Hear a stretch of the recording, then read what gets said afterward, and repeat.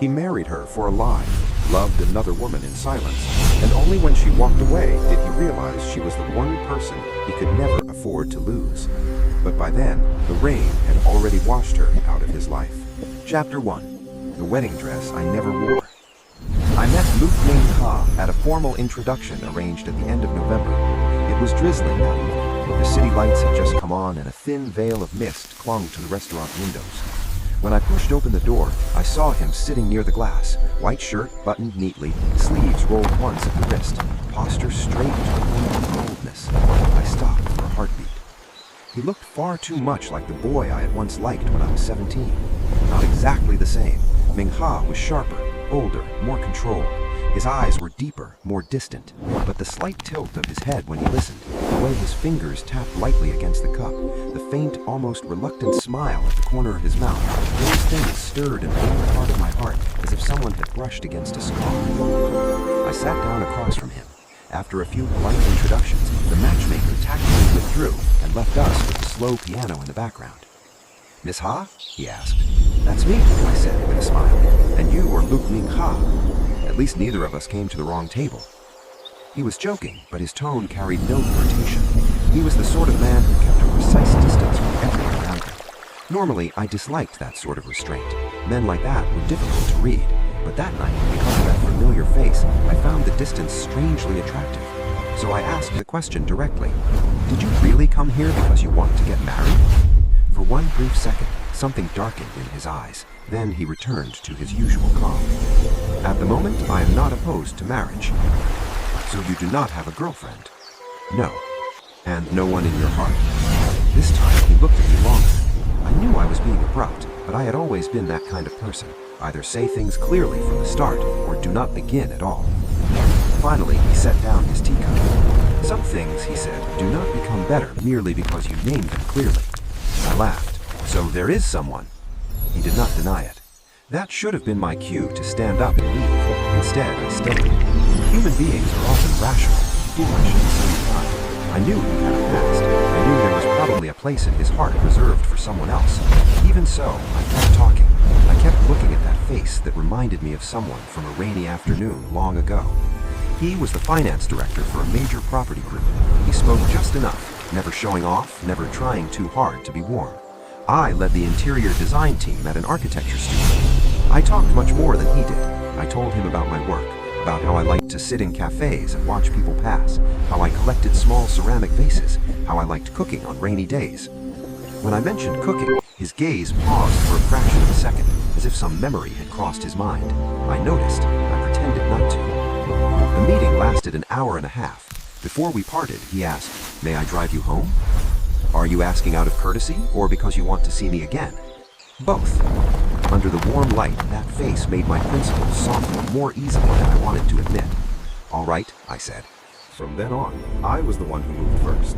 I texted him first. I asked him to movies. I sent him the address of a good restaurant and pretended I happened to be nearby as well. I asked his secretary how late he would work and sent dinner over on the evenings he stayed at the office. My best friend, Tu Yen, watched all this with her chin propped on one hand. "Ha-an," she said. "Are you seriously pursuing him?" I never said I wasn't. "But you're doing it because he looks like Fo Dui Kai." I went quiet. "He only looks like him," she said softly. "He is not Dui Kai." "I know. And you're still going in?" I lifted my eyes and smiled. Sometimes a familiar face is enough to make someone want to try one more time. Fo Dui Kai had been the first love I never actually had. When I was 17, my stepmother threw me out in the middle of a hard rain after an argument about money. I stood at a bus stop with no cash, no phone, and fever climbing through my body. A senior from school stopped, handed me a black umbrella, bought me a warm bread roll, called a taxi, and pressed a scrap of paper into my hand with the number of the locksmith near my grandmother's house. "Stop crying," he had said. "If you keep standing in the rain like this, you'll get even sicker." I remembered his voice and his eyes for years. Later, I learned his name was Fo Dui Kai. He was brilliant, captain of the basketball team, and after graduation, he went abroad. I never confessed to him. I barely even spoke to him properly. But there are people who only need to be kind to you once, and you carry that moment far longer than it deserves. Min Ka resembled Dui Kai in his quiet frankness. Maybe that was why I could not stop. 3 months later, Min-ka proposed. There were no roses, no candles, no cheering friends. We had just finished dinner at his apartment. I was loading plates into the dishwasher when he leaned against the kitchen doorway and asked, as calmly as if he were asking about the weekend, "Ha-an, would you marry me?" I turned around. Why? My parents keep urging me to settle down. That's all. He looked at me for a long second. I think you are suitable.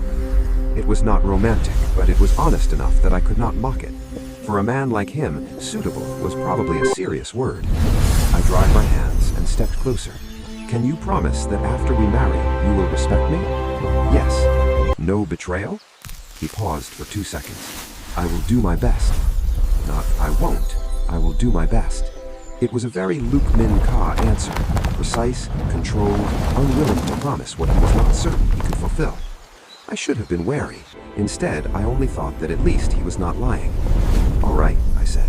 I agree. We registered our marriage half a month later. There was no wedding, no wedding dress, no outdoor photo shoot, only 2 red marriage booklets and a small family meal at his parents' house. His mother held my hand warmly and said, "From now on, you are our daughter too."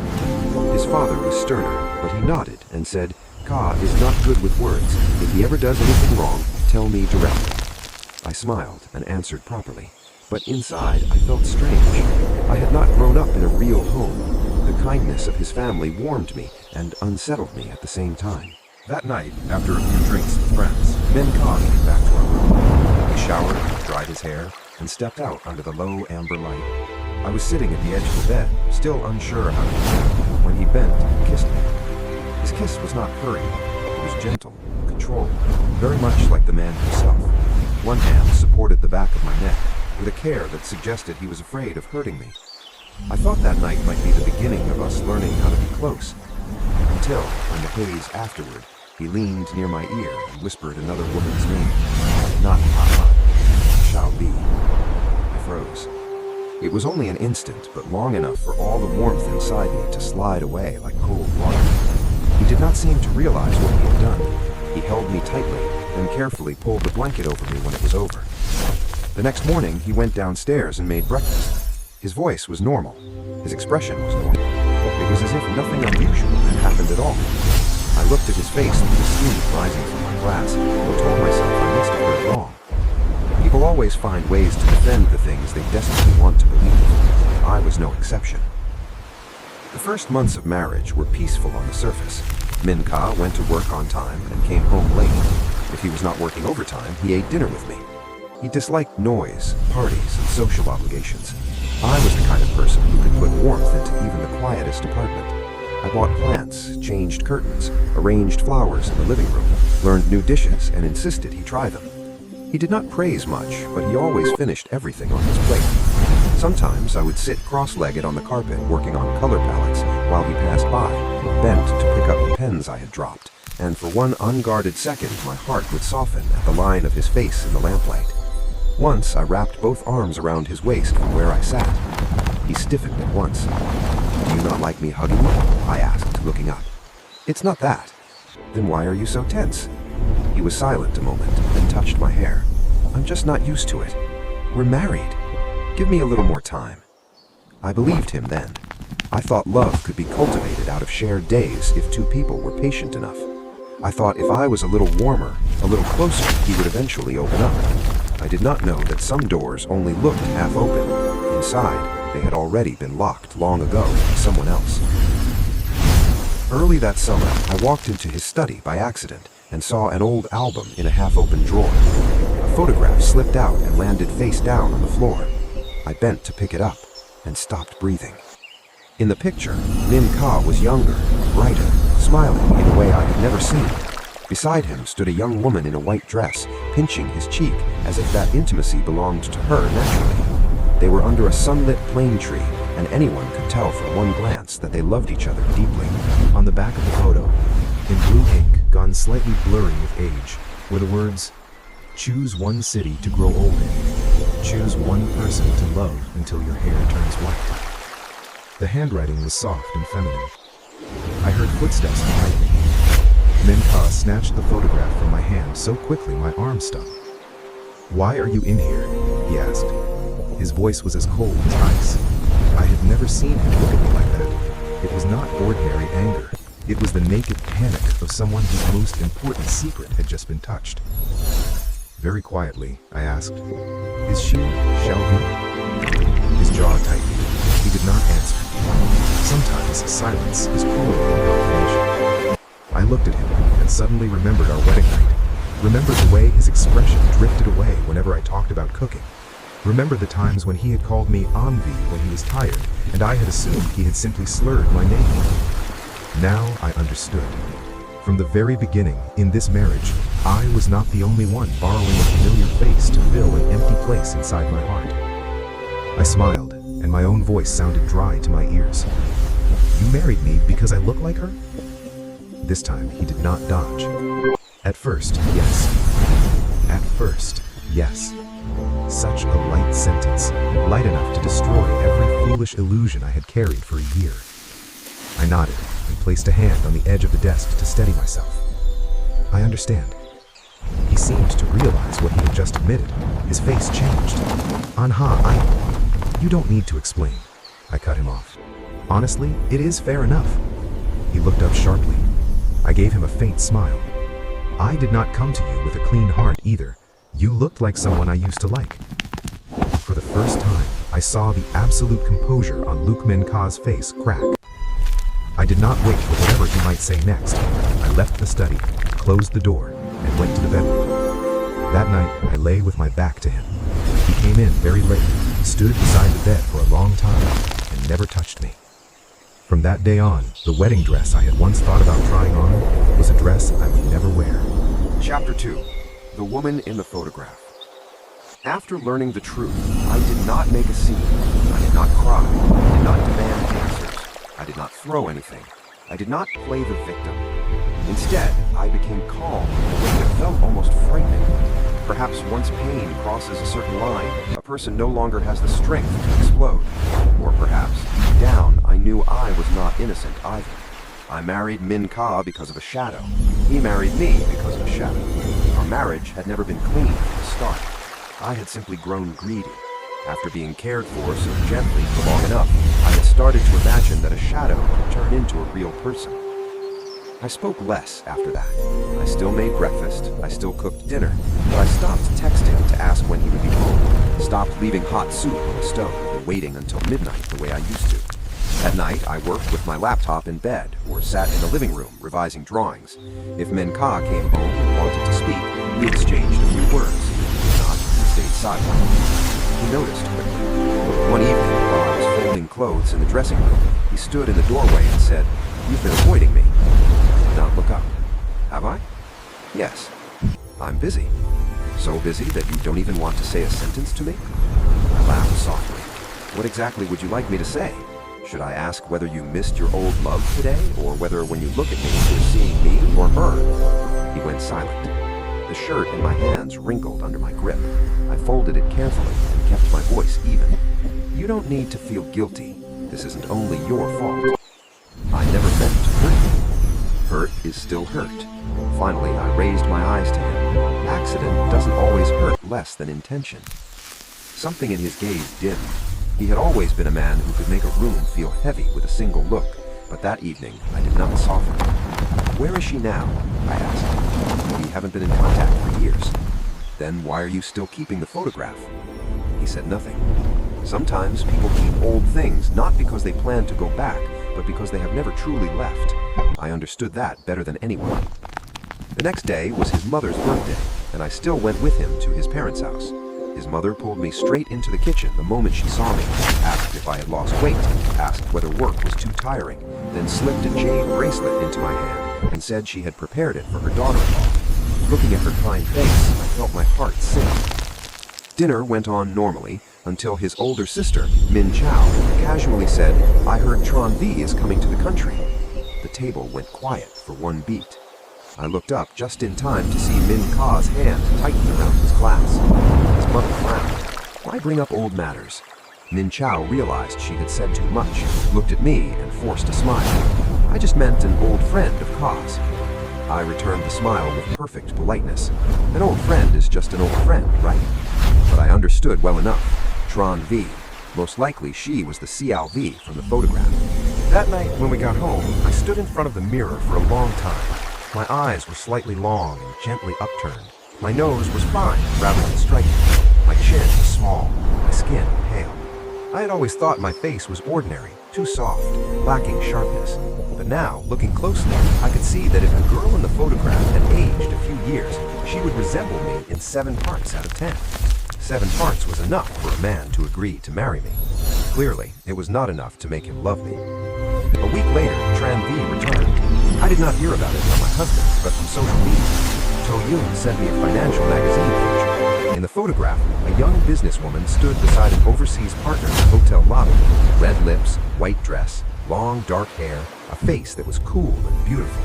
The article introduced her as the founder of a natural cosmetics brand that had just completed a successful fundraising round after several years in Singapore. Her name was Tran V. Yoon messaged me. Is it her? I stared at the phone for a long time before replying, yes. She wrote back, she's beautiful. Yes. And she really looks like you. I set the phone down and laughed once under my breath. Perhaps fate was nothing more than repeated lines on the faces of 2 women who had never met. From that day on, Min Ka became noticeably busier. He often went out after dinner with the excuse of work. His phone rang more. His secretary kept moving weekend plans. Some nights he came home close to midnight. The scent lingering on his coat was not mine. I still did not ask. I could tolerate pain.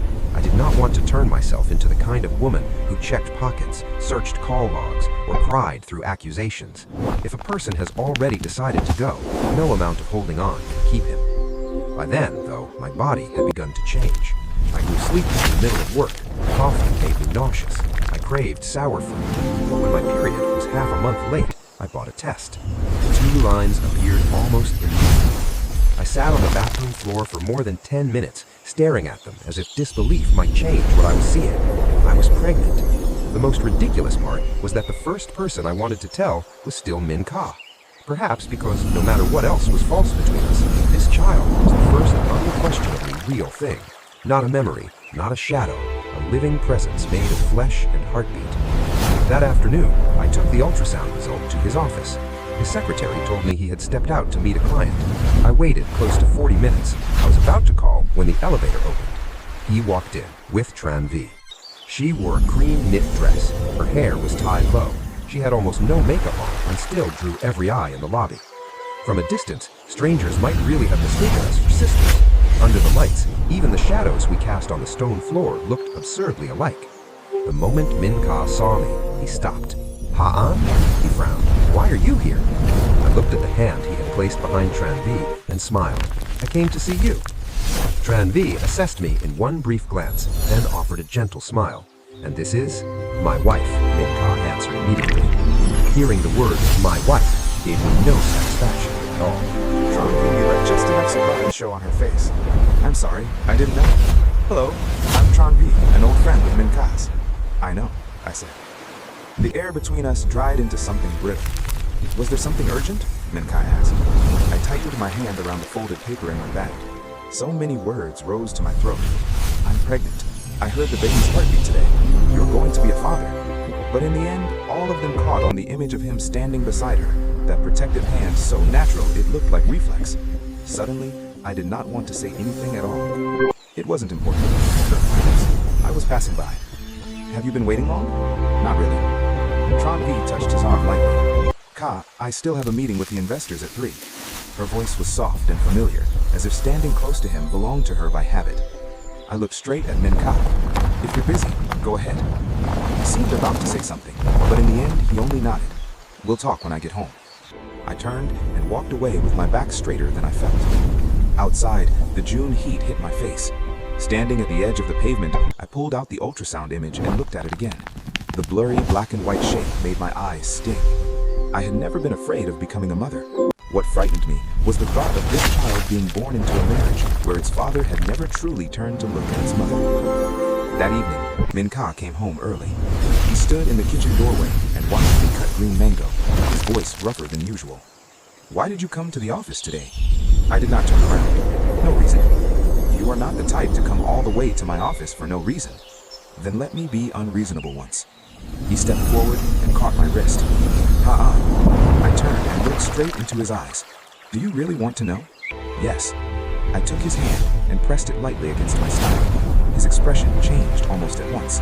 Confusion, disbelief, then absolute shock. I'm pregnant, I said evenly. 8 weeks. His hand got rigid. You saw a doctor? Yes. Why didn't you tell me right away? Why should I have told you while you were busy taking your old love to an investor meeting? His mouth tightened. After a long silence, he said, What's between Tron V and me is not what you think. I have never once asked what exists between you. Not because I'm generous, because I'm tired. Very tired. He looked at me with something unreadable in his eyes. I'll explain. All right, I said. Explain. And yet, he said nothing for nearly a minute. Then all he offered was this. She just returns to the country. The company is dealing with legal and financial issues. I'm helping her. I laughed. Helping enough to keep your hand at her back all the time? That's enough. I turned back to the mangoes and placed them on a plate. You don't need to explain anymore. I already told you. Pain caused carelessly does not hurt less. That night, he slept on the sofa. For the first time since our wedding, there were 2 people in the apartment, and the silence felt as though only one remained. Chapter 3. The Second Heartbeat. Pregnancy made my emotions fragile in ways I hated. Before, I could work 12 hours without noticing the time. I could stand on a construction site at noon and still think clearly. Once there was a child inside me, a sentence, a smell, a song drifting from a cafe speaker could be enough to leave me feeling small and sore. I hated that softness. I hated that my body was yielding, as if life around me grew sharper by the day. Min Ka started coming home early. He had the kitchen send meals based on the doctor's nutrition list. He replaced the coffee in the refrigerator with almond milk. He even installed an air purifier in the bedroom himself. If I woke with leg cramps in the middle of the night, he sat up and massaged my calves, patient and careful. From the outside, he looked like a husband no one could criticize. Only between us, there seemed to be an invisible sheet of glass. He stood on one side, I stood on the other. We could see each other, we could touch each other, yet everything that passed between us felt distorted by that glass. One night, while I was reading project documents, he came in with a bowl of oats and asked, too calmly, "Do you still want to have this child?" The question was so absurd, I actually laughed. What kind of question is that? The baby is already here. I mean, his hand tightened on the back of the chair. If this marriage makes you feel unsafe, we could get rid of the baby? I looked at him in disbelief. Luke Min Ka, do I look like that kind of person to you? He shook his head at once. That's not what I meant. Then don't ask me that again. I put the bowl down. This child is mine. Whatever happens between us, I will give birth to it. He was quiet a long time. Then he nodded. I understand. He never brought it up again, but every so often I caught him looking at my stomach with a strange expression. Soft, sorrowful, as if he were standing before a turning in the road he had missed years earlier. In the 4th month, I saw Fo Jui Kai again. I was in the hospital for a routine prenatal checkup. The obstetrics department was on the 6th floor, but in a hurry, I stepped out on the 5th by mistake. I had barely entered the corridor when someone called, "Ha-an." I turned, and for a second I did not recognize him. Jui Kai was taller than me, shoulders broad, his eyes still bright and he wore a white coat and a badge that read, Fo Jui Kai, Interventional Cardiology. So after studying abroad, he had come back and become a doctor. We both stared a moment, then laughed. "Is it really you?" he asked, walking closer. "I almost didn't recognize you." "I recognized you right away." I lied. It had been his voice. Away. "Do you work here?" "I do. Just finished surgery." His gaze lowered to my stomach, warmed immediately. "You're having a baby?" "The doctor says there's an 80% chance it's a girl." "Congratulations." He meant it. There was not even the slightest ripple of old awkwardness in him. And that, strangely, eased me. We spoke in the corridor for a few minutes. My grandmother had passed away 2 years earlier. My stepmother had moved overseas. He had been back in the country a little more than a year. Before leaving, he handed me a business card. "If you ever need anything, call me," he said.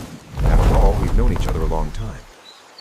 The card was light in my hand, and just like that, I realized that sometimes, when you meet someone again after many years, what remains is not romance at all, but a quiet kind of peace.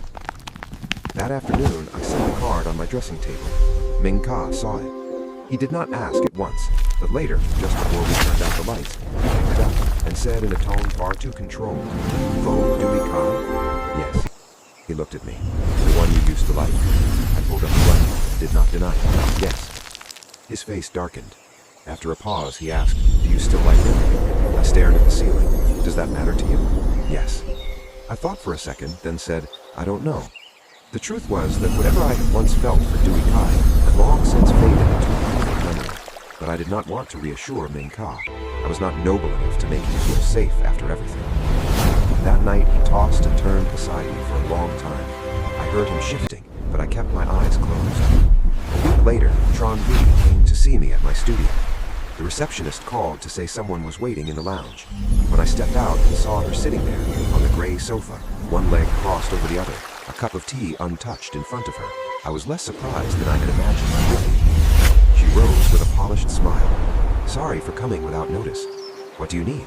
"Perhaps you don't like me," she said lightly, glancing around the studio before bringing her gaze back to my face. "But I think some things should be made clear. What Ming Ka and I had ended years ago." "I see. There is nothing between us now." I let out a faint laugh. "Did you come here to guarantee that to me?" "No, I came to say that he genuinely cares about you." This time I laughed for real. "Miss Tron, if you came here to persuade me to trust my husband while you continue appearing beside him every day, should I assume I'm a fool?" The first time the softness in her expression wavered. "If I caused a misunderstanding, I'm sorry. I'm not misunderstanding anything." I took the seat opposite her. "The person who owes me explanations is my husband, not you." She looked at me in silence for a while, then lowered her voice. "You know, Ming Ka isn't someone who falls easily. In the past, he once loved you very much?" I cut in. "Yes, I know." She flinched. I leaned back in the chair. "But there is one thing you misunderstand as well. I'm not jealous of you."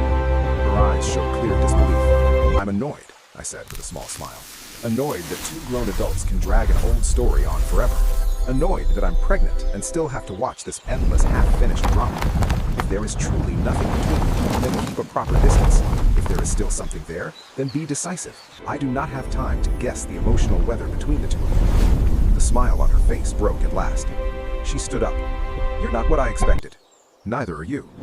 What I mean is," she hesitated, "you're stronger than you look." "I'm not strong." I touched my stomach lightly. "I just don't have a way to retreat." After she left, exhaustion hit me at once. Not because of the conversation itself, but because I realized I was beginning to stop expecting anything from Min Ka. That is the most dangerous stage of all for a woman. Once hope starts disappearing, even heartbreak begins to run dry. That evening at dinner, I told him, "Tren V came to the studio today." His chopsticks paused mid-air. "What did she say?" "She said there is nothing between you." He frowned. "I didn't know she was going to come." "That's fine." "Han? You don't need to look so tense." I took a sip of soup. I didn't say I believed her. He watched me for a long time, then finally set down his chopsticks. "I won't let her bother you again." I looked up at him, suddenly so tired that I could barely keep my voice level. "I need," I said, "is for you to handle yourself." He went still. I said nothing else. Some truths only need to be spoken that far. If the other person does not understand, repeating them is useless. That night, I dreamed of the baby's heartbeat from the ultrasound room. Thump, thump. A tiny, stubborn knocking sound, using all its strength to prove that it existed. I woke in the dark with a hand over my stomach. My child was growing stronger every day, and I had to grow stronger with it. Faster, harder, more awake. Chapter 4. The Night Before the Delivery Room. By the 7th month of pregnancy, work at the studio had entered its most demanding phase. The Huiyan Lake Resort project was the biggest contract of the year. I had been supposed to spend 3 days on site, but the doctor forbade long travel, so I directed things remotely over video calls instead. Some nights I sat working until after 10, my back aching so badly it felt ready to split, and still I would not complain. I was afraid that if I slowed even a little, everything around me would collapse at once. Lately, Menha had started disappearing again. Not vanishing completely, just slipping away in pieces. He took long calls on the balcony. Some nights his phone rang at 3 in the morning and he left at once with his coat half on. When he returned, the cuff of his shirt carried the sterile scent to the hospital. I knew where he had been. Tron V had been injured in a traffic accident, fractured a bone in her foot, and spent 2 weeks in the hospital. I learned that from Min Cho, not from my husband. She only fell off a motorbike, Min Cho said bitterly over the phone. Lower your voice, I'm eating. You can still laugh? If not, then what?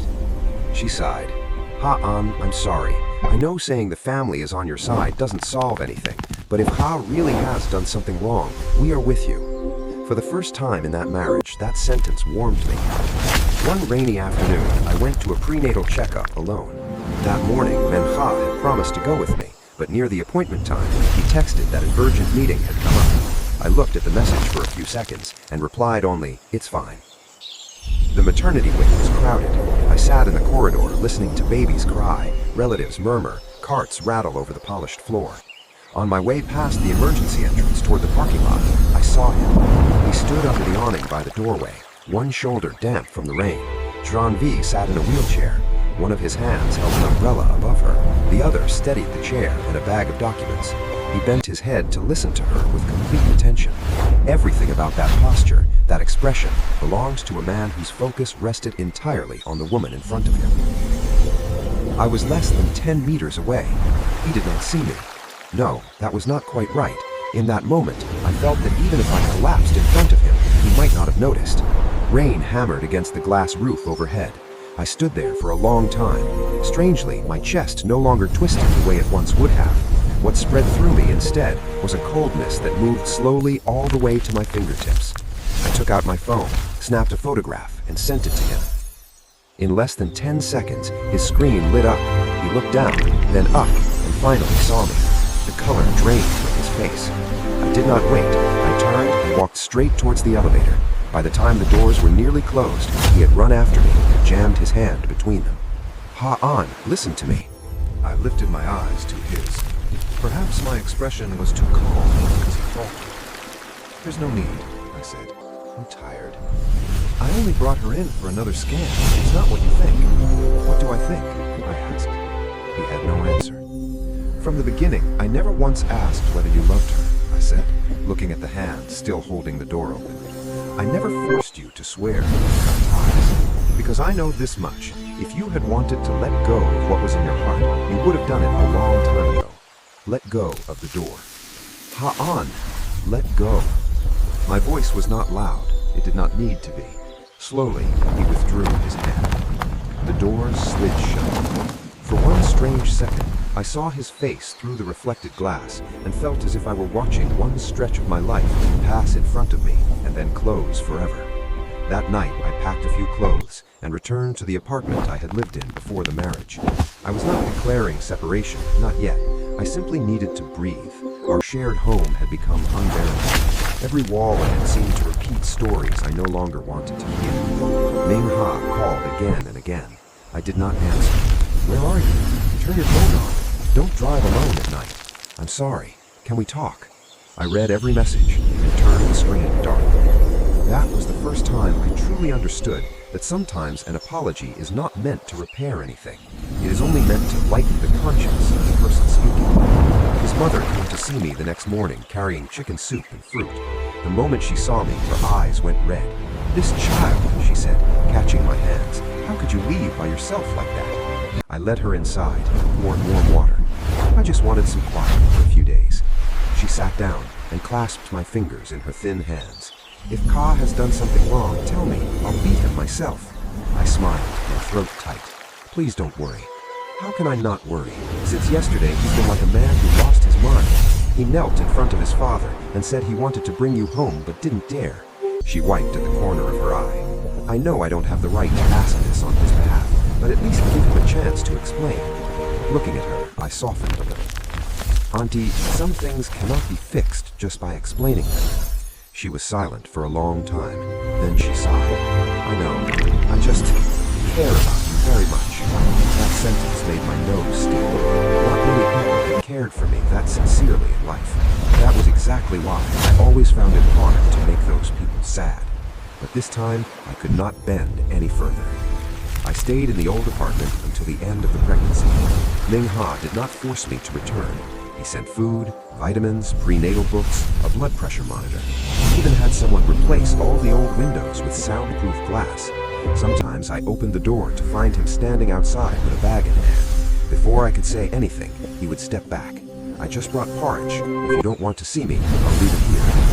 One evening, I leaned against the doorway and asked, "Luke Ming-ha, do you think any of this means something?" "Yes," he said very quietly. "At least I know you're eating properly." I had no answer to that. I took the porridge and shut the door. Labor came earlier than expected. It was the end of December, bitterly cold. I was revising a client presentation when a hard pain seized my abdomen. At first, I thought it was a false contraction. Then my water broke on the wooden floor. Tu Yen was the first person I called. She lived 20 minutes away and still arrived as if she had flown. She helped me into the car, trembling even more than I was. "Tu Yen, breathe evenly. Don't panic." "I'm the one giving birth," I gasped. "Why are you the one panicking?" "I'm about to give birth with you at this rate." Even through the pain, I laughed. At the hospital, the nurses wheeled me toward the delivery room. Tu Yen called his mother. In the end, she called Min-ka, too. He arrived when I was 5 centimeters dilated. I did not see him at first. I only heard hurried footsteps outside the doors, and a doctor asking whether the family had signed the paper. When the pain eased for one brief interval, I turned and saw him through the glass. Hair disordered, coat thrown on in haste, face utterly white. It was the first time I had ever seen Luke Ming-ka truly frightened. A nurse asked whether I wanted my husband in the room. I turned my face away. "No." She hesitated. "Are you sure?" "Yes." There are moments when a woman does not want the man who disappointed her to appear beside her while she is at her weakest. Not because of hatred, because of dignity. The labor lasted longer than I expected. When my daughter's first cry filled the room, I was almost beyond exhaustion. The doctor placed her on my chest for a few brief seconds. She was red and wrinkled, and her eyes were tightly shut, but one tiny hand moved and touched my neck. Tears came at once. I had brought someone into the world who was truly mine. Not a memory, not a substitute, not something borrowed to fill another person's emptiness. My daughter. After as the nurses prepared the delivery, one of them asked for the baby's name. I was too tired even to open my eyes, but I still whispered, "Ha Mok," my surname. Outside the room, I heard someone take in a sharp breath. I did not need to look to know it was Min-ka. This time, I felt neither triumph nor pain, only a very long silence. Chapter 5. The Divorce Papers. After the birth, I stayed for my confinement period at his parents' house. Not because I wanted to play the role of the good daughter-in-law, but because his mother refused to let me care for a newborn alone in the old apartment. She said my body was still weak, that nights with a baby could wear anyone down. In the end, I agreed on one condition. Min-ha was not to enter my room without permission. He accepted. The first 3 months of motherhood were the most chaotic season of my life. Mok woke every 3 hours. Sometimes she cried again as soon as I finished changing her. Sometimes I carried her around half the night and she still refused to sleep. I had always thought of myself as resilient, yet there were nights when I sat holding her in the dim nursery light, listening to rain patter on the eaves, and felt as if I were about to break apart. His mother stayed up with me through many of those nights. She made porridge, timed my medicine, and quietly added lotus seeds to my milk to help me rest. Once, near dawn, I woke and found her pacing the balcony with Mok in her arms, humming an old folk song under her breath. I looked at that thin, stooped back and started crying without warning. She turned, startled. "Oh dear, what's wrong? Are you hurting somewhere?" I shook my head. "No." "Then why are you crying?" It took me a long time to force the words out. I just feel that it has been a very long time since someone cared for me like this. She stood still for 2 seconds, laid Mok back in the cradle, then came and wrapped both arms around me. "Silly child, from the day you called me mother, this has been your home too." I cried like a little girl. From that day on, my guilt toward his family grew heavier. But guilt is not enough to save a marriage rotted through at the root. Min-ha still tried to be a good father. The moment he came home from work, he washed his hands, changed clothes, and took Mok. At first, she disliked his arms and would wrinkle her face in warning before crying. He never lost patience. Every evening, he sat for hours reading to her in his deep voice. A month later, she began lying quietly against his chest for longer stretches. I watched all of it from a distance. There are scenes that can soften the heart too easily. A man you once loved holding his daughter with clumsy caution. That same man learning to mix formula, learning the difference between one cry and another. even getting scolded by his own mother for carrying the baby the wrong way. But being softened is not the same as being able to return. One afternoon, after Mok had just fallen asleep, I laid the divorce papers on the tea table. Min Ha had stopped by from work for lunch. The moment he saw them, he froze. He did not pick them up right away. He just stood there as if the words might remain unreal as long as he refused to touch them. "Why?" he asked at last. I sat across from him and kept my voice calm. "Because I don't want to live like this anymore." "I can fix it." "Fix what?" I asked, looking at him steadily. "The fact that you loved someone else? The fact that I married you because of a shadow? The fact that we spent 3 years under the same roof without truly seeing each other?" His eyes darkened. At least now I'm trying to see. I faltered for 1 second. If he had said that earlier, much earlier, it might have shaken me. But now, it came far too late. "I know," I said, "but I don't need it anymore." He gripped the papers so hard they bent at the corners. "Is there someone else?" The question made me laugh. "Who are you thinking of? Fudu Kai?" "No," my answer was no. "There is no one. Then why must it be divorce?" I glanced toward the room where the baby slept. "Because I do not want my daughter growing up in a house where the mother has to wonder every day who her father is with, whom he is thinking about, and whether the tenderness he gives this family is only what remains after he has spent himself elsewhere. I'm not like that anymore, but I am not the same." That was the real problem. The man sitting in front of me might well have been regretting everything. He might truly have been trying to step out of the past, but the woman facing him was no longer the hot end of 3 years ago. I was no longer naive enough to believe that if I just waited a little longer, then a little longer still, things would finally become different. I had waited enough. He sat down heavily, hands clasped together, head lowered. He looked like a man who had just lost a negotiation he knew from the start he could never win. "What about Mok?" he asked quietly. "She stays with me. I still have the right to see her." "Of course." He nodded slowly. "You don't want anything? The apartment? The car? The savings? The shares?" "I don't need them," I cut him off. "What I wanted, you were never able to give." This time, he had no answer. He did not sign that afternoon, but he did not tear the papers. He folded them carefully, placed them in his case, and said, "Give me a little time." I knew the time he needed was not to decide whether to divorce me. It was to accept that I was the one ending things. 3 days later, Tran V appeared once more, not before me, but at his parents' house. Ming Chao later told me that she had come to deliver some cooperation documents and had heard his father slam the table and roar, "If you go through with this divorce, don't call me father again." His mother cried. Ming Chao shouted. Tran V stood stunned in the doorway. That evening, Tran Ming Ka came to the old apartment to see me. He did not come inside. We stood in the corridor between the smell of old paint and the faint sound of a television from a neighbor's home. I told Tran V that from now on, I won't see her privately again. He looked at me. I nodded. "All right." "I've also handed her projects to someone else." "All right." He gave a short, bitter laugh. "Do you only know that one answer now?" I looked at him. "Because none of that changes my decision anymore." The trace of humor disappeared from his face. I handed him a revised copy of the papers. My lawyer updated the visitation and support clauses. "Read them." He did not take them. "Ha-on," he asked suddenly. "Did you ever really love me?" The question came so unexpectedly that I went still. Did I? I remembered waiting over gold dinners, the way my heart had softened when he rubbed my stomach to feel the baby, the panicked look in his face outside the delivery room. I had loved him, probably deeper than I had understood at the time. It was just that love had been worn down, one swallowed hurt after another. "Yes," I said honestly, "I did, but only did." I saw his fingers tremble. In the end, he took the papers. A week later, we completed the divorce. When we stepped out of the civil affairs office, the weather was unusually beautiful. The sky was a clean blue without a single cloud. Mok was in my arms, and everything felt lighter than I had imagined. Not because the pain had disappeared, but because I was no longer dragging behind me a decision left unfinished. Ming Ha stood at the steps for a very long time. Before I got into the car, he asked, "Ha-on, if someday I really understand everything, would you come back?" I looked at him as sunlight settled across his shoulders. No, because you don't love me anymore? Love is only part of it. The rest is self-respect.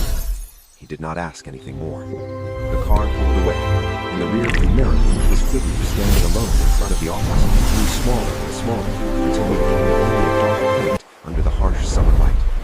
I turned inward and kissed my daughter's forehead. That was the day the two of us truly began a new life. Chapter 6. The apartment filled with a child's voice. Divorce did not make life easier right away. It only made every difficulty clearer and entirely your own. I moved back to my old apartment for good and hired a daytime nanny so I could keep working. At 6 every morning, I was up mixing formula, changing diapers, logging feeding and sleep times. At 7:30, I handed Mog over to Antoine and sped to the studio. If meetings ran late, I snatched moments to video call Mog and ask whether she was eating well. At night, I came back to the next shift, holding her, washing tiny clothes, answering emails, revising drawings. Some days, I was so exhausted that the moment my head touched the pillow, I fell asleep, only to wake at midnight to a crying baby and realize I still had makeup on. And yet, strangely, none of that time felt meaningless. Mach grew a little every day. She learned to roll over, to pull herself up by the crib rail, to babble, ma, ma, in a voice thick with drool. Every evening when I came home and saw her lurch in my arms on unsteady feet, all the heaviness inside me melted away. To his credit, Ming Ka kept every promise. The support arrived exactly on time, never short by a single dong. He came on weekends to see his daughter only during the hours we had agreed on. He always called first to ask whether it was convenient. If I said I was busy, he changed the time without complaint. He never crossed the lines I had drawn. I had once thought it would feel awkward to see my ex-husband so often, but life became so busy that people no longer had the energy for complicated emotions. Gradually, he and I came to resemble two partners raising one child, rather than two people who had once shared a bed. That did not mean everything was easy. Around the time of Mach's 1-month celebration, my stepmother called unexpectedly. To be more precise, the woman who married my father. After my father died, she sold the old house and moved to Canada to live with her brother. We had not spoken for almost 3 years. Now her voice sounded falsely warm. "Ha'an, I heard you got divorced." I was stirring porridge with one hand and holding the baby with the other. "What do you want?" "I heard your former husband's family is very rich. Don't tell me you got nothing out of the divorce?" I turned off the stove, set Mach into her high chair, and answered coldly, "That's none of your business. I'm only worried about you. How will you support yourself and the child alone?" "I'll rely on myself." "You've always been too stiff. I know some people here. What?" I hung up. Some relationships become easier to survive the cleaner you cut them off. It had taken me years to learn that lesson. I had no intention of reviewing it now. Work at the studio began going better than I expected. After the Huyn Lake Resort project succeeded, I was invited to enter a national competition in commercial space design. The brief was to recreate a traditional spatial experience within a new urban environment. I chose the concept house in an alley, bringing porches, inner courtyards, old patterned tiles, and skylight wells into a contemporary exhibition sequence. Tu Wen looked at my first model and whistled. "Now this is the real Ha-On. Ever since the divorce, it's like somebody cut your chains." Maybe she was right. It wasn't that I had become prettier, it was that my whole being had changed. When a woman stops wasting her energy on waiting, her whole body begins to glow. I won second prize. On the day of the award ceremony, Moke had a slight fever, and I nearly skipped it. In the end, her mother came to watch her, and Min Kha himself drove us there and then sat quietly in the back row. I only realized he was present when the host called my name, and through the bright stage lights, I caught a glimpse of him standing to applaud. After the event, while I was carrying Moke outside, he offered me a bouquet of pale blue hydrangeas. "Congratulations." I took them, surprised. "Thank you." He looked at the trophy in my hand, and for once, there was a real smile at the corner of his mouth. "I knew you could do it." Years earlier, when I had still been his wife, I had longed to hear words like that. Now that they had finally come, they felt as light as a passing breeze. "Do you want to celebrate tonight?" he asked. "I can take the two of you out." "There's no need. Mook still has a fever." "Then let me buy porridge for her. I can handle it myself." He fell silent for a second, then nodded. "All right." I knew he was trying to learn how not to intrude too deeply into my life. But new habits are harder to build than people think, especially for someone who only realizes what he wants to keep after he's already lost it. At the end of that year, our studio split off and began operating independently under a new investor. I officially became the creative director. On the day we signed the contract, the investment fund sent a strategy consultant with the team. The moment he entered the meeting room, both of us froze. It was Zuzu. He smiled first. It seems we really do have some kind of thing. I laughed too.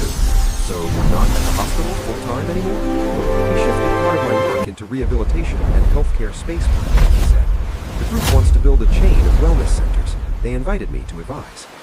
Under the table, To-Eun texted me in a frenzy. First love. Still ridiculously handsome. This plot is writing itself. I glared her hard enough that she had to bite her lip to stop laughing. Zuzu was extremely professional. He did not bring up the past, and he never acted overly familiar. But our working rhythm with each other came quickly. I understood the way I thought about space. He understood his requirements about the flow, patient movement, lighting, and emotional comfort. After a few meetings, he joked that if I had specialized in medical design years ago, we could have been colleagues long before this. I replied without thinking, years ago I was too busy liking you to think that far ahead. He looked at me, then burst out laughing. You say things very directly now. Everyone speaks more honestly after divorce. He stopped laughing. For a brief instant, his gaze turned gentle. You're living better now, too. I didn't deny it. What I had not expected was that Zuzu's growing presence in my work would become the spark for another storm. Chapter 7. The Old Love Who Refused to Leave the Stage. The scandal broke on a Monday morning. I had just dropped Locke at daycare when Tu-Yen called, voice tight. You looked online yet? No. Why? There are posts saying you interfered in someone else's relationship. They're also implying our new project only got funding because of your relationship with Dr. Fo. I stopped cold in the middle of the hallway. 5 minutes later, I was sitting in my car scrolling through a flood of anonymous entertainment accounts. Photos of Dui Kai and me leaving a building after a meeting had been cropped to make it look like a private date. Some posts dug up old photos from around the time of my divorce and stitched them together with images of Tron V to spin a story. Female designer H.A. stole another woman's man, and now she has latched onto a wealthy new one. If the smear had only targeted me, perhaps I could have endured it, but they dragged Dui Kai and the studio into it. And the person who knew the pieces of that story best was Tron V. I had no proof at first, only instinct, but a woman's instinct is often more precise than logic, especially when there is only one person in the whole circle around Ming Ka who is clever enough, idle enough, and motivated enough to push things in exactly that direction. We held an emergency meeting that same morning. The investors asked whether I should step back temporarily as the project spokesperson to reduce media impact. Dui Kai sat beside me, his expression colder than I had ever seen. There's no need, I said after hearing them out. I'll handle it. I can help clarify our work timeline, Dui Kai said. Good, but that won't be enough. Once a scandal has started, simple denials only excite people more. I needed to drag the person behind it into the light. For the next 3 days, I barely slept. Tu-Yen and the studio's legal team reviewed emails, meeting calendars, lobby cameras, visitor logs. Dui Kai proactively handed over travel records and proof that every one of our meetings had been work-related. Ming Chao, after hearing what was happening, quietly sent me a key detail. Tron V badly needed another round of capital because her sales were slipping. If the new healthcare project advised by Dui Kai moved forward smoothly, she would lose her chance to insert herself into that sector. The final piece came from someone I never expected, Ming Ka's former secretary. She called me late one night and spoke hesitantly. Sister An, I'm not sure this helps, but a few months ago I saw Miss Tron V, use the printer in Ka's office. She accidentally left behind a draft and it had the name of a media seeding company on it. Do you still have it? I asked. I took a photo because it felt strange. My grip tightened around the phone. Send it to me. The image was not enough to convict anyone by itself, but it opened a door. My lawyer followed the media company and found the payment trail leading to a shell company registered under the name of Tron V's assistant. The next evening, I asked to meet her myself. We met at the tea lounge on the upper floor of the hotel where she had once celebrated her first successful fundraising round. The setting was beautiful. Soft music, elegant lighting, expensive calm. Tron V walked in looking composed, as if none of the chaos outside had anything to do with her. She sat down with a slight smile. Why did you want to see me? I placed my phone on the table and played the recording my lawyer had obtained. Jones, a call between her assistant and the media company. The woman on the line said clearly, push the story in the direction that she interfered in an old relationship. Emphasize the doctor angle so the public sees her as the kind of woman who climbs by attaching herself to men. Tron V's face went stiff. I stopped the recording. Would you like to hear the rest? She looked at me, and for the first time, the softness left her expression completely. What do you want? Why? I asked. Why what? Why do you insist on dragging me down? I said evenly. Because Ming-Ka didn't choose you? Or because you have never been able to accept that someone in this world might actually step out of your shadow? She let out a cold laugh. You think he was ever truly with you because of you? If you didn't have that face, what would you have used to enter his life? I nodded. Yes, in the beginning, that was part of it. But at least I did not use that resemblance to destroy other people. You think you're pure? She leaned forward. You married him because he looked like your first love. How are we different? The difference, I said, meeting her eyes, is that I admitted I was wrong and walked away. You don't love Ming-Ka as much as you tell yourself. You simply cannot accept that the man who once revolved around you has finally turned his head. Her face went pale. I took out copies of the seating contract and the payment records. Tomorrow, my studio releases the evidence. If you apologize publicly within 12 hours, I'll limit this to civil action. If not, we pursue criminal defamation. Are you threatening me? No, I stood. I'm informing you. Then I turned back and added one last thing. Oh, and one more detail. The person you have hated most from the beginning was never me. It was the version of yourself reflected in Ming-Ka's eyes, a version he has finally learned to see clearly. The next morning, I held a press briefing.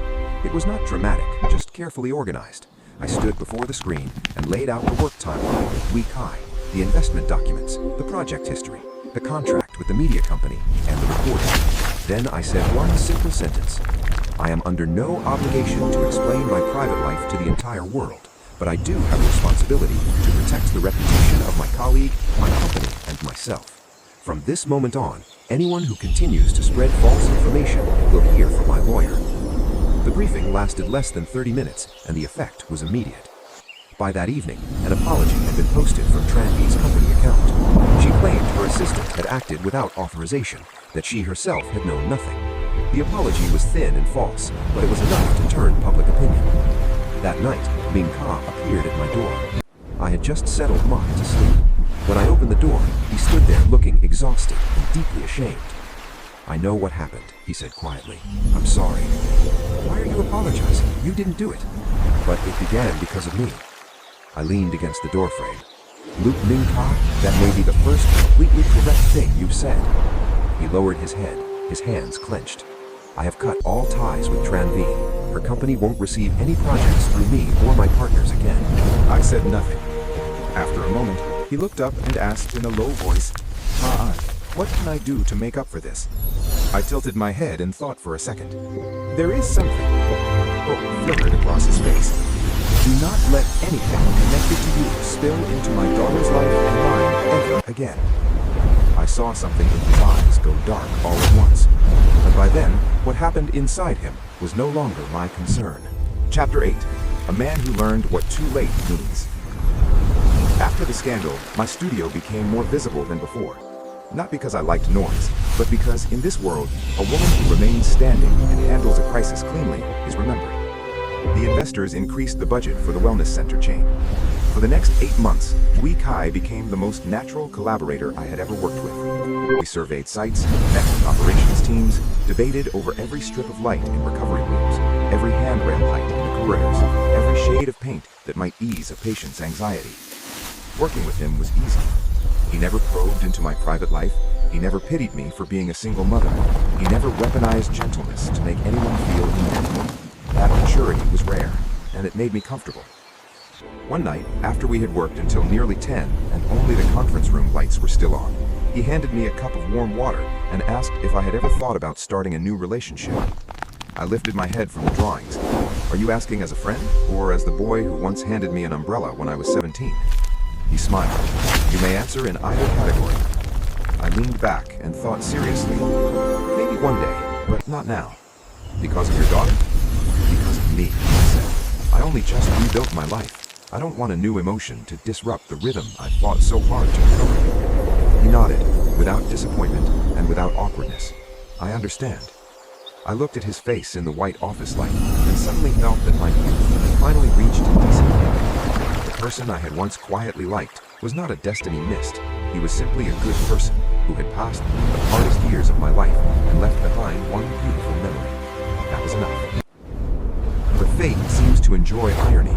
The longer things went, the more often Menka began appearing again. Not in my home, but in the margins of my life. At a design forum where he was a sponsor, he sat in the front row and listened while I spoke. At the children's art exhibit, where Moke had a drawing on the wall, he stood from a distance taking photos of her and sent them to me afterward without saying much. At the opening of the first wellness center, he arrived with an enormous bouquet of white orchids, congratulated me, and then spent an hour leaning against the wall watching me greet guests before leaving quietly. His presence gradually took the quality of someone arriving after the important hour had already passed. He no longer pushed too far. He simply appeared in exactly the moments when he no longer needed him. His mother hinted more than once, Ka has truly changed. I only smiled. So what if he had? One night, Moke developed a high fever, and I had to take her to the hospital in the middle of the night. Aunt Hua had gone back to her hometown, and Toad Wen was away on work trip. I was holding my daughter and trying to fill out forms at the same time when I turned and saw Min Ka hurrying down the corridor. He was breathing hard, as if he had run all the way there. I had no time to ask how she had somehow informed him before I had managed to text anyone. Moke was burning hot, half delirious. Min Ka did not waste words. He took the paperwork, handled the tests, and arranged the IV. He barely sat down all night. When Mook whimpered because the needle hurt, he carried her up and down the corridor until she calmed. When I dozed off in my chair from sheer exhaustion, he took off his coat, draped it over me. Near dawn, when I opened my eyes, he was still sitting across from us, his own eyes red with fatigue, his gaze resting on the two of us with a tenderness so quiet it hurt. In that moment, something rose in me that I struggled to name. It was not love, it was not anger, it was regret. Regret for a man who might have been a very good husband and father if only he had learned how to turn back sooner. Perhaps he read something of that in our face because he asked softly, "Do you want to sleep a little longer? I'll watch her." I shook my head. "It's all right." He was silent for several seconds and then said, I know anything I say now is probably useless, but there is one thing I still want to tell you. You'd better not. I love you." I looked at him. His face was calm. He was not confessing to pressure me or to corner me. He looked like a man who had finally been forced to say a truth he had understood too slowly. Maybe when you fell asleep against my shoulder on the sofa. Maybe when you stood in the kitchen arguing with me and I skipped breakfast. Maybe later when you gave birth and wouldn't let me into the delivery room and I realized I was more afraid of losing you than anything else. I listened, and yet my heart did not move the way I once thought it would. Maybe because I had waited too long for those words. By the time they finally arrived, they were like a song I once knew by heart and had since forgotten. "You're late," I said. "I know." "No, you still don't understand." I turned toward the dark window at the end of the hall.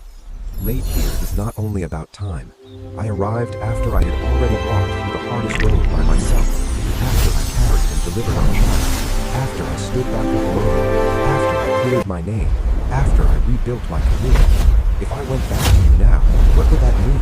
That you could wound me all the way around the circle, then simply realize you love me, and that would be enough? He could not answer me. I looked at him steadily. "Look, Mingha, love is not a pardon."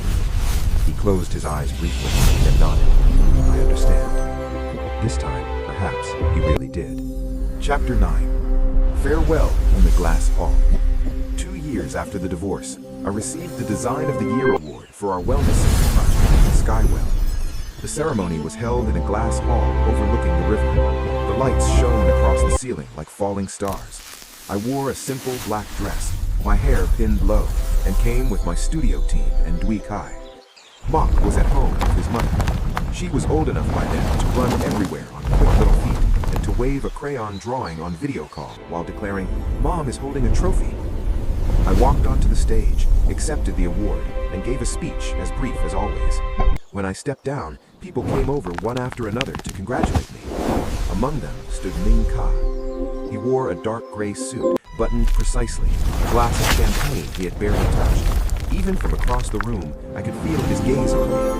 Dui Kai leaned close and murmured, "I went somewhere else." I nodded. His timing, as always, was careful and kind. Ming Ka came over once the crowd had thinned. "Congratulations." "Thank you. Your speech was very good. I practiced it at home with my daughter." He laughed, and this time it was a real laugh. Over the years, there had been less and less of the old coldness. Time had worn many things down. We stood in silence for a few moments before he said, "I'm being transferred to Germany for 3 years." I looked at him in surprise. "For what?" "I'm moving permanently into the regional finance division there. The group has already reassigned me." He looked out at the dark river beyond the glass. I agreed. "Congratulations. You're not going to ask why?" "All right, why?" "Because if I stay here, I'll keep watching your life from a distance without ever being able to step into it." My fingers tightened slightly around the stem of my glass. He turned to me with a calm I had not expected. "Ha-an, it took me a very long time to accept something. There are people you love, not so that you can keep them, but so that you understand how badly you once failed them." I said nothing. For a long time, I thought that if I were patient enough, changed enough, then sooner or later he would turn around. He gave a faint, self-mocking smile. That isn't true. You did turn around, only to say goodbye." The central air moved softly through the glass corridor. Somewhere below us, jazz drifted up from the lobby. I looked at the man in front of me. In those 2 years, he really had changed. The old ambiguity was gone. So was the look of someone still ruled by the past. It was only unfortunate that by the time he learned how to become a better man, he was no longer the man I needed. "You'll become an even better person, but not the one for you anymore." "Yes." He nodded, as if he needed to hear the sentence from my own mouth one last time. Then he reached into his inner pocket and took out a sealed envelope. "I wrote this for Mom. When she turns 18, if you think it's right, give it to her." I accepted. "All right." "Ha-an?" "Yes." "Thank you." His voice was very low, for having once loved me sincerely. I looked at him for several seconds, then smiled. "Thank you, too." "For what?" "For finally not pretending anymore." With that, I turned and walked back toward the crowd that was waiting for a group photograph. When the photographer counted to 3, the flash burst white around us. In that moment, I happened to glance toward the glass wall and saw Ming Ka walking away. His back disappeared slowly into the city lights beyond the hall, but there was no longer the old heaviness in the way he moved. I knew then that we had truly reached the end of our road. Chapter 10. The One Who Walked Through the Rain. Life afterward grew calmer than I had expected. Min Ka went to Germany. He still called Mok every Sunday evening. At first, she missed him badly and pointed at the screen, chanting, "Dad, Dad." But in time, she adjusted to the distance. Soon, her calls were full of small stories instead. Her teacher had given her a star sticker, the class would make cookies tomorrow, a classmate named Dao had bitten one of her crayons. I usually sat not far away, revising drawings while I listened to the two of them talk. Sometimes Min Ka asked after me as well, naturally and without overstepping. In the end, our relationship settled into what it should have probably been at the start. Clear, respectful, and measured. Dui Kai stayed beside me, first as a collaborator, then as a friend, and gradually as something warmer. He never rushed a confession. He never pushed. He never approached when I was weakest. He was simply there. When Mok got the flu, he stayed up through the night with me. When the studio was overwhelmed, he quietly brought dinner. When I won an award, he texted first, "I knew you would." When I lost an important bid, he said, "Try again." An early spring evening, after a meeting, he stood beside me in the parking lot and watched me for a long moment. "Ha-an?" he asked. "Are you still afraid of starting over?" I leaned against the car door and thought carefully. "Yes, but not the way I used to be." "Then would you let me take you to dinner?" he asked. "Not as your project partner." I laughed. "Are you only inviting me now?" I was afraid of being late. I looked at him, then at the pale sky behind him. At some point, the long rain that had stretched through my 20s had finally stopped. Not because someone arrived to save me, but because I had walked through it on my own. Perhaps that was why now, if someone wanted to step into my life, I no longer felt the urge to lean on them and beg to be loved. I only wanted, perhaps, to open the door once from a place of equality. "I have to pick up my daughter tonight," I said. He nodded, a little disappointed, but still smiling. "Then another time." "But if you don't mind having dinner with both mother and daughter," I arched a brow. He stood there for 2 seconds, then laughed out loud. "I don't mind. It would be an honor." It was not a grand promise, only a simple evening with an extra child's chair between us. But to me, that was beautiful enough. Epilogue: The Old Umbrella. In the year Mock turned 18, she was nearly as tall as I was, with dark eyes and a pointed chin, exactly like Min Ka's when he was young. On the night of her birthday, after the cake was cut, I handed her the envelope that I had kept for all those years. She took it curiously. "From who is it, Mom?" "Your father." She was quiet for a moment, then opened it. Since moving to Europe and settling there permanently, Min Ka had continued to visit me regularly. He had never mentioned the letter. I had never opened it either. Some words belong only to the person they were written to. When Mock finished reading, her eyes were red, though she did not cry. She looked up and asked, "Mom, do you ever regret not going back to Dad?" I looked at her, then out through the window. A light rain was falling, and suddenly I remembered the black umbrella from when I was 17.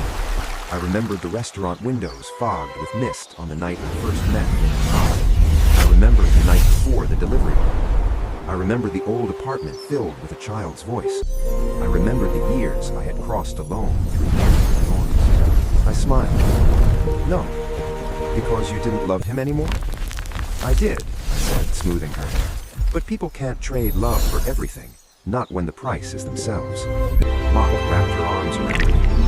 "I think you're amazing." I laughed and held her back.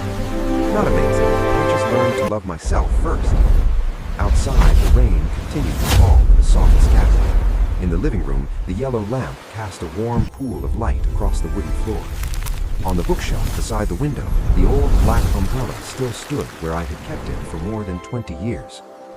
Some people enter your life to awaken a first flutter of feeling. Some come to teach you what disappointment looks like. Some arrive very late, yet still at exactly the right time. And I, after all the mistakes, fractures, and endless rainy seasons, finally understood this. What matters most is not whether someone stays. It is whether after everything has passed, you are still whole enough to keep walking. Hey there! If you enjoy our audio content, don't forget to hit that like button and share this video with your friends. Most importantly, click subscribe and ring the bell to stay updated with everything Zuzu Audio. Support the channel and join our community today.